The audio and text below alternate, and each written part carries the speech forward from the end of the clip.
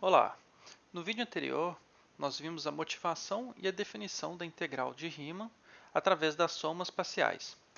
Neste vídeo, nós vamos apresentar propriedades da integral definida e também calcular alguns exemplos. Então vamos lá. Como uma rápida lembrança, dada uma função contínua f, a integral de a até b de f de x dx é o único número i, tal que i é maior do que toda soma parcial inferior e é menor do que toda soma parcial superior, para qualquer partição P do intervalo AB, como a gente viu no vídeo anterior. Então essa é a propriedade que faz a gente definir a integral de uma função f. E o que a gente viu é que se a função f é uma função positiva, então a integral coincide com a área abaixo do gráfico da função.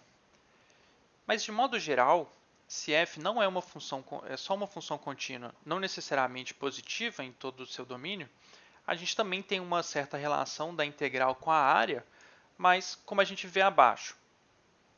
Mais precisamente, a gente divide a área abaixo do gráfico da função f em duas regiões, em que R+ é a região dos x,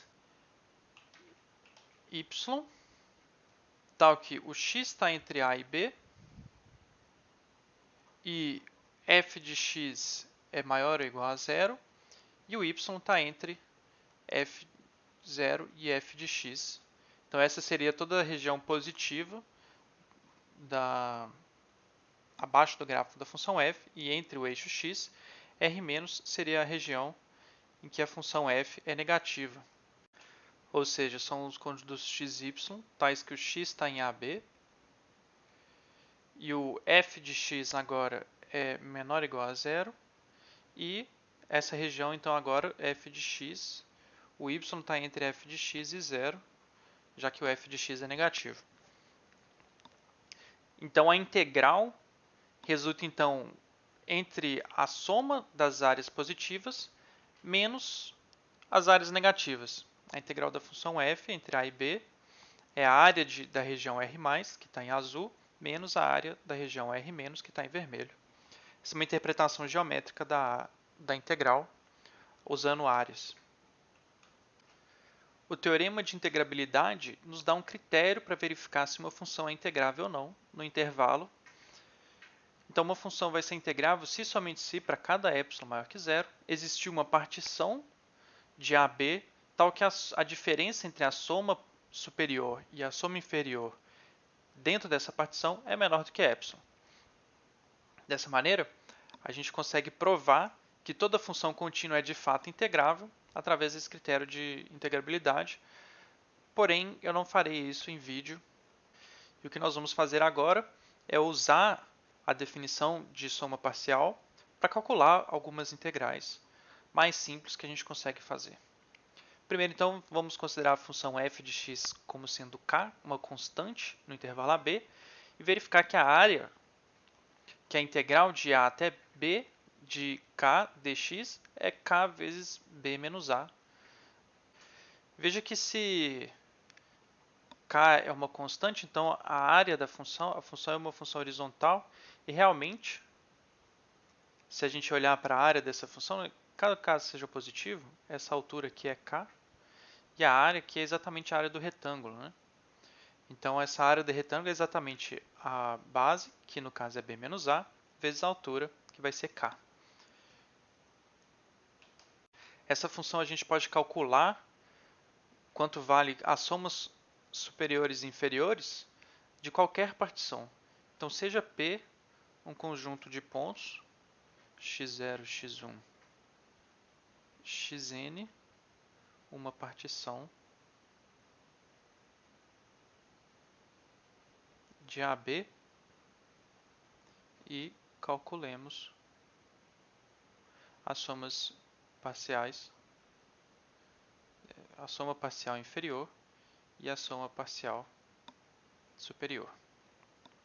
Veja que aqui, como a função f é constante, o valor de mj vai ser sempre igual ao valor de do M maiúsculo e do M minúsculo sempre vão ser iguais. O mínimo da função para cada intervalo ΔJ é igual ao máximo da função, que é igual a k.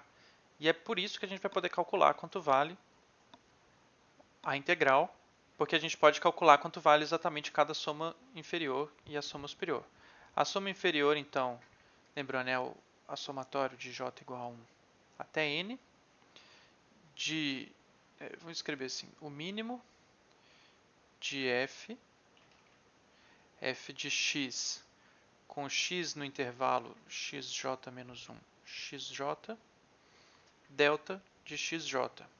Se a gente abre essa conta, a gente vai ser, então, esse é o somatório de j igual a 1 até n de k vezes xj menos xj menos 1.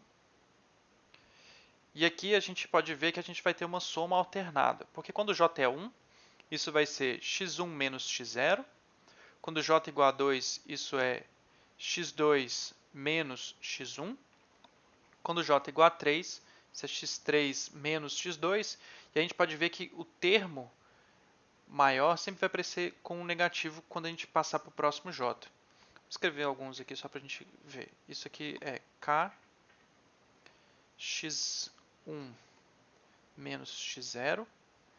E quando isso é quando j é igual a 1. Quando j é igual a 2, isso é k x2 menos x1, mais assim por diante, até o k xn menos xn menos 1.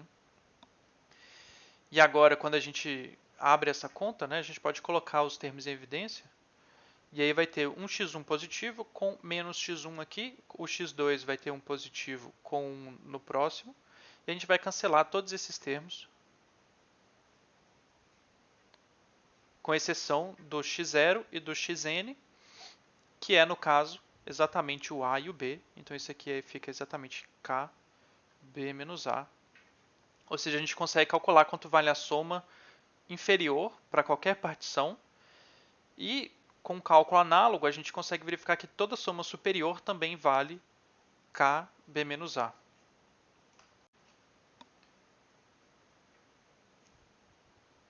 Então, eu vou só escrever aqui que a soma superior também é igual a k, b menos a. Vou deixar isso como exercício. E aí a gente usa o critério de integrabilidade, porque para qualquer epsilon existe uma partição que é qualquer partição.